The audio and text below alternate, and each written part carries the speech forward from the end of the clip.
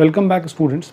After discussing the concept of normal residents, net indirect taxes and economic territory, अब हम इस lecture में discuss करेंगे about the concept of net factor income from abroad.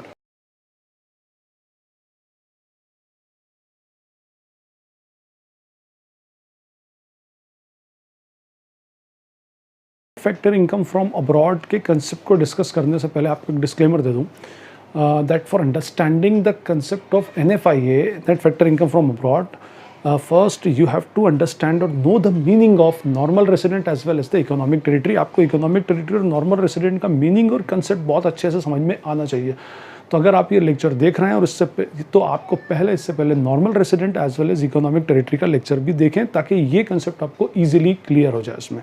अब आप देखें net factor income from abroad में we have 3 words. First word is the net, second is factor income from abroad.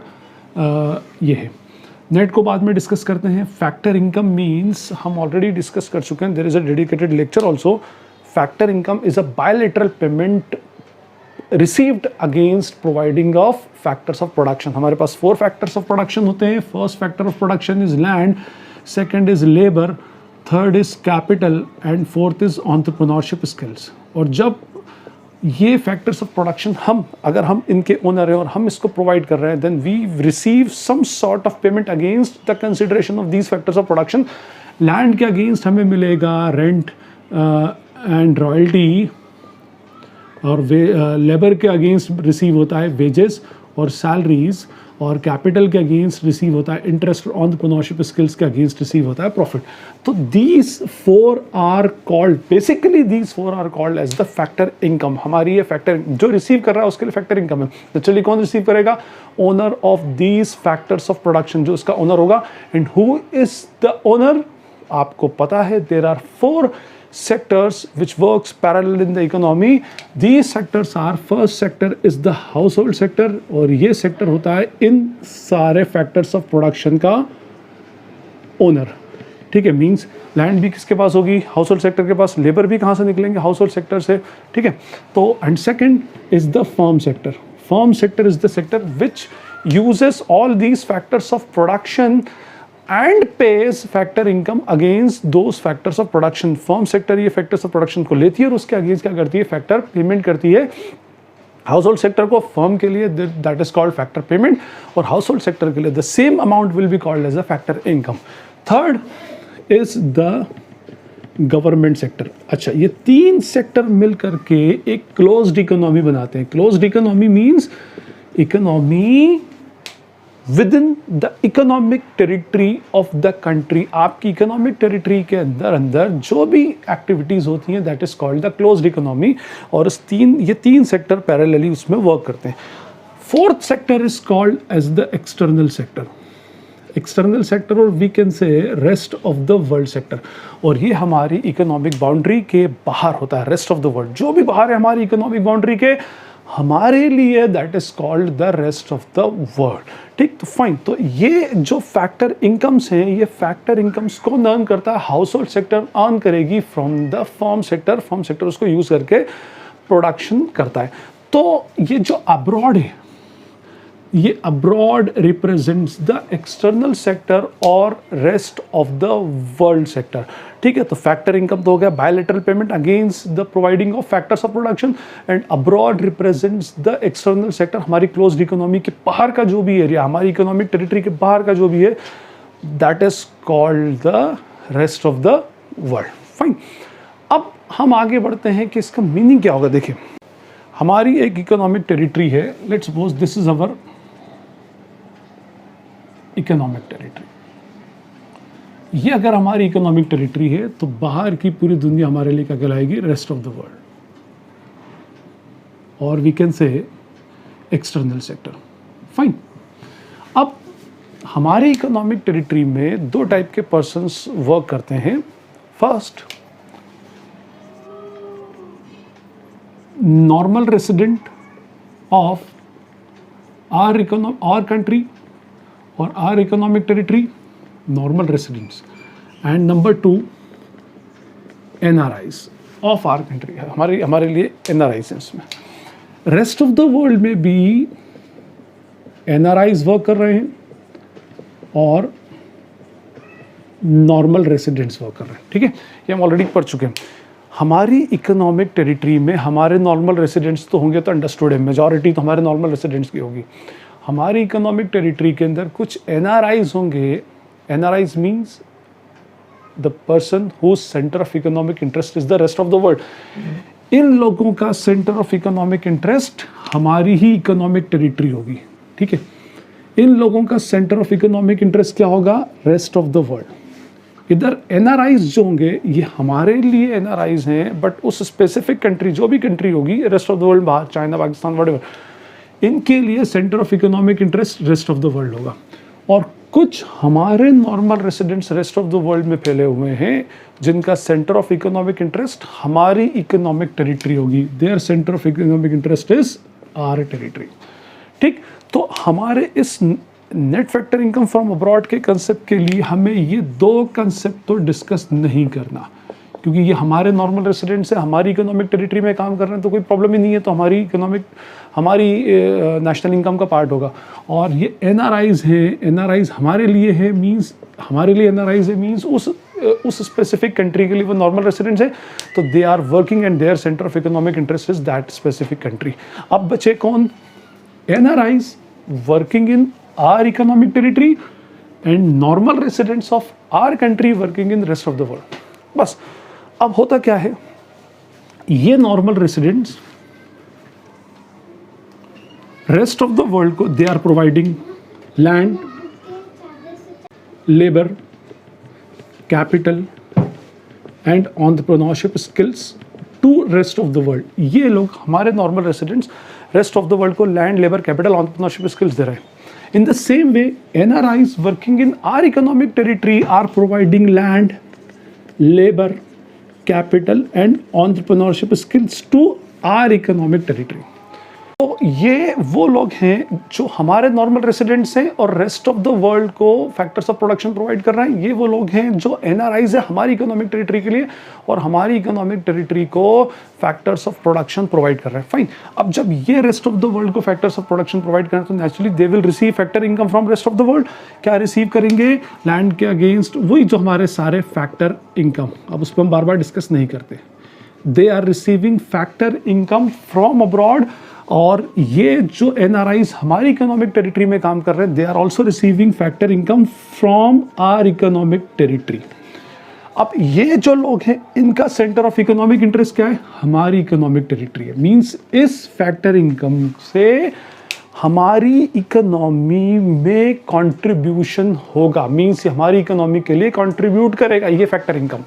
और ये फैक्टर इनकम चूंकि है कहाँ पर? हमारी इकोनॉमिक टेरिटरी में, बट इनका सेंटर ऑफ इकोनॉमिक इंटरेस्ट क्या? Rest of the world. तो they will contribute in the economy of the rest of the world. बस जो पैसा factor income rest of the world से हमारे नॉर्मल रेसिडेंट्स अर्न कर रहे हैं, इन फैक्टर इनकम के ऊपर नॉर्मल रेसिडेंट्स का ये जो फैक्टर इनकम्स हैं इनका सेंटर ऑफ इकोनॉमिक इंटरेस्ट हमारी इकोनॉमिक टेरिटरी है। और ये जो फैक्टर इनकम है भले ही हमारी इकोनॉमिक टेरिटरी में अर्न की जा रही है, बट इनका centre of economic interest rest of the world है।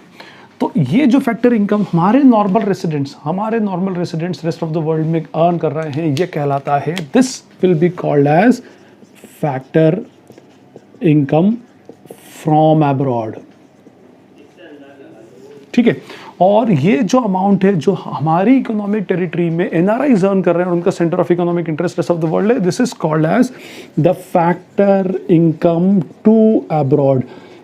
ये पैसा हमारी इकोनॉमी में कंट्रीब्यूट करता है और ये पैसा out of our economic, it goes out of our economy, हमारी इकोनॉमी से वो बाहर जाता है, रेस्ट ऑफ द वर्ल्ड की इकोनॉमी में कंट्रीब्यूट करता है। ये हमारे लिए पॉजिटिव साइन है, ये हमारे लिए नेगेटिव साइन है। तो फैक्टर नेट और इन दोनों का जो डिफरेंस है, नेचुरली ये भी फैक्टर इनकम है, ये भी फैक्टर इनकम है, both are of same nature दोनों का सेम है, both are bilateral, both are receiving against, both are creating against the factors of production. लेकिन एक का फ्लो है from rest of the world to our economic territory, और एक का फ्लो है from our economic territory to the rest of the world, means two values of the same nature being in opposite direction। Fine, अब तो इसलिए इसका net factor income from abroad का formula बनता है factor income from abroad, this one, minus factor income to abroad. this one, factor income from abroad minus factor income to abroad. तो net factor income from abroad means what? Factor income from abroad minus factor income to abroad. अब इस net के concept में दो चीज़ें होंगी. देखें, हमारा फॉर्मूला है NFIA is equals to factor income from abroad minus factor income to abroad. First case तो ये होगा, let's suppose factor income from abroad is 5,000 crores minus factor income from to abroad is 3,000 crores. Means बाहर से हमारे normal residents 5,000 crores लेकर आ रहे हैं ना, और 3,000 crores हमारे यहाँ से NRIs लेकर के जा रहे हैं. ठीक है, तो resultant value will be the 2,000 crores. अब क्या है? excess of from abroad minus to abroad, है ना. तो ये हमारे लिए पॉजिटिव मीन्स 2,000 करोड़ रुपीस की एक्स्ट्रा फैक्टर इनकम हमने रेस्ट ऑफ द वर्ल्ड से अर्न की. Extra factor income, excessive factor income, we have received excessive factor income of rupees 2,000 crore from rest of the world. Fine. और अगर इसके उल्टे, और ये पॉजिटिव साइन है हमारी इकोनॉमी के लिए क्योंकि हमारी इकोनॉमी के अंदर कंट्रीब्यूट कर रहा है. ठीक, अगर लेट सपोज ये 5,000 करोड़ है और दिस इज 8,000 करोड़, तो resultant value will be 3,000 crore negative. It means excess of factor income to abroad over the excess of factor income from abroad. हम उसको बोल सकते हैं कि नेट 3,000 करोड़ का टू अब्रॉड जो है वो एक्सेसिव है ओवर द फ्रॉम अब्रॉड. ठीक है, ये हमारी इकोनॉमी के लिए नेगेटिव साइन है because money is going out of our economy. Fine. तो ये पॉजिटिवली रिप्रेजेंट करता है नेगेटिवली. अच्छा, कभी आपको ऐसा दे रखा हो कि NFIA is 2,000 crore, 2,000 crore, NFIA is 2,000 crore means net factor income from abroad is 2,000 crore. समझ जाओ कि ये from abroad is greater then the two abroad. और कभी ऐसा गिवन हो NFIA इज माइनस 3,000 करोड़, तो आप समझ जाओ कि that means to abroad is greater than that from abroad. तो factor income from abroad positive हो तो हमारे पास ज़्यादा आया, फ्रॉम अब्रॉड का एक्सेस है टू अब्रॉड पर. अगर नेगेटिव हो तो टू अब्रॉड का एक्सेस है फ्रॉम अब्रॉड के ऊपर. Now we will discuss about the constituents. क्या क्या चीज़ें मिला constituents of net factor income from abroad. अच्छा, इन कॉन्स्टिट्यूएंट्स को समझने से पहले आपको फिर से मैं एक बात याद दिला दूँ कि that we have total 4 factors of production. First is land, second is labour, third is capital and fourth is entrepreneurship skills. ठीक है, लेबर के अगेंस्ट मिलती है वेजेस एंड सैलरीज, इसके अगेंस्ट रेंट एंड रॉयल्टी, इसके अगेंस्ट इंटरेस्ट और इसके against receive होता है profit. Fine. Wages and salaries का जो अमाउंट है हम इसे कहते हैं compensation of employees. This is called as the compensation of employees. The first factor is net compensation of employees from rest of the world. Net compensation of employees from the rest of the world. क्या meaning हुआ? Again net is coming means compensation of employees from rest of the world minus compensation of employees to rest of the world. अब ये from rest of the world means compensation of employees earned by normal residents of our country from rest of the world and compensation of employees earned by NRIs sent to rest of the world. अब ये compensation of employees में 3 components आते हैं. First component is compensation in cash, second is compensation in kind, and third is employer's contribution towards social security scheme. ठीक है, compensation in cash, whatever the amount of wages, salary and whatever the emoluments your employer is paying in cash, जो भी आपको cash में देता है, जैसे आपको जो सैलरी रिसीव हो रही है in hand salary, besides whatever the allowances you are receiving from your employer, house rent allowance or food allowance or dearness allowance or uniform allowance, whatever जो भी आपको पैसा इन कैश एमोल्यूमेंट जो भी आपको रिसीव हो रहा है, वो सब जो कैश में रिसीव हो रहा है from your employer, that is called the compensation in cash. Compensation in cash कहलाएगा. सेकंड होता है कॉम्पनसेशन इन काइंड, इसी वेजेस एंड सैलरीज में कुछ कुछ चीज़ें कैश में ना मिलते हुए इन फॉर्म ऑफ सर्विसेज आपको रिसीव होती हैं। भाई आपको घर का पैसा, फूड का पैसा नहीं दिया, फूड दे दिया फ्री ऑफ कॉस्ट, आपको घर का पैसा नहीं दिया, आपको घर दे दिया, बंगलो या फ्लैट और अपार्टमेंट वॉटेवर, तो वो जो भी आपको रहने को दे रहा है वो आपको सर्विस कराती है। कार का पैसा ना देते हुए कार दे दी, टू व्हीलर दे दी, पेट्रोल का पैसा देते हुए पेट्रोल डलवा दिया, तो that is called as the compensation in kind. तो compensation in kind is also a part of compensation of employees. And third is social security scheme. Employer आपकी एम्प्लॉय की सोशल सिक्योरिटी के लिए कुछ अमाउंट कंट्रीब्यूट करता है, just like amount contributed in provident fund as well as आपको जो post retirement जो पेंशन रिसीव होती है, वो ग्रेचुटी जो रिसीव होगी, all these are the part of the social security scheme. तो ये हमारा फर्स्ट कॉन्स्टिट्यूएंट था, नेट कॉम्पनसेशन ऑफ एम्प्लॉइज। इसमें compensation of employee from rest of the world -2, ये नॉर्मल रेसिडेंट्स का अर्न किया हुआ और ये एनआरआईज का अर्न किया हुआ, और ये इसके 3 कॉन्स्टिट्यूएंट्स हैं। इसको और इन डिटेल जब आप net income method of national income होगी तब और डिटेल में इसको एक्सप्लेन किया जाएगा। Second constituent is net factor, net income from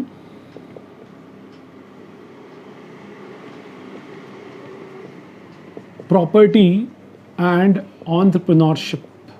ठीक है, प्रॉपर्टी देखो, ये land and capital, both of these are our property. ये जिस बंदे की है उसकी प्रॉपर्टी कहलाएगी। लैंड आपकी प्रॉपर्टी है और लैंड के against you are receiving the rent. Capital आपकी प्रॉपर्टी है and against the capital you are receiving the interest. Entrepreneurship ये प्रॉफिट। तो इसमें एक होता है इनकम फ्रॉम हम इसको बोलेंगे income from property and entrepreneurship from rest of the world minus income from property and entrepreneurship to rest of the world. अब नेचुरली ये कौन अर्न करेगा? अवर नॉर्मल रेसिडेंट्स, और ये कौन लेगा? एनआरआईज। ठीक है, तो इन दोनों का डिफरेंस क्या होगा? नेट इनकम फ्रॉम प्रॉपर्टी, ये इनकम फ्रॉम प्रॉपर्टी है कौन सी? रेंट एंड रॉयल्टी, जो हमारे नॉर्मल रेसिडेंट्स का अर्न कर रहे हैं from rest of the world, ये क्या है? Plus interest.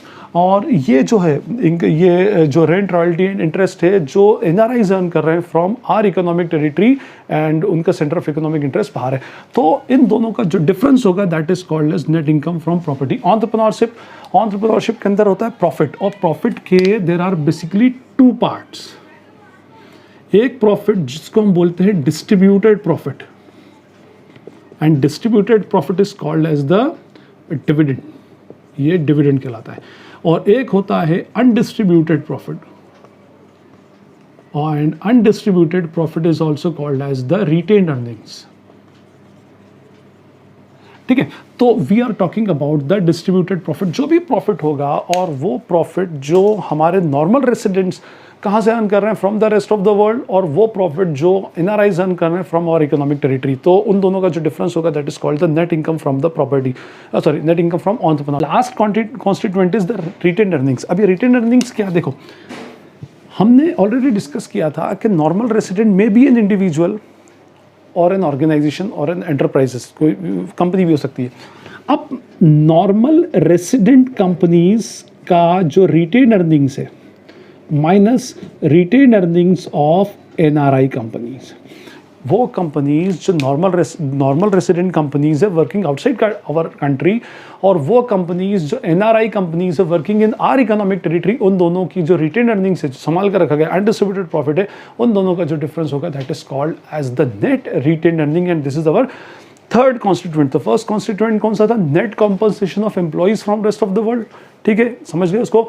The second constituent is net income from property as well as the entrepreneurship. Property में क्या क्या आएगा? Land and capital, rent, royalty and interest, ये इसका अगेंस्ट है। एंड entrepreneurship के अगेंस्ट आएगा प्रॉफिट। प्रॉफिट के 2 part, distributed profit that is dividend. तो dividend earned by the normal resident from rest of the world minus dividend earned by the NRIs from our economic territory to rest of the world बोल सकते हैं उसको। And third is income, net income from retained earnings. Net retained earnings, retained earnings of normal resident countries, normal resident companies from rest of the world, retained earnings of the NRI companies from our economic territory sent to the rest of the world.